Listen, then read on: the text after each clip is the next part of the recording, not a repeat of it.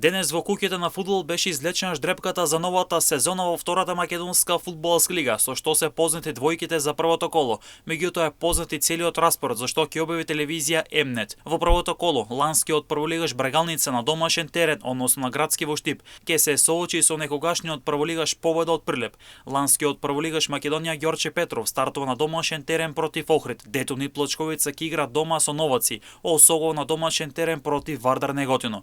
Скопје на домашен терен ќе игра со новиот второлигаш Вардарскиот Богданци, Кожув против Каменица Саса, повратникот Борец против Башкими, Арсими против Беласица.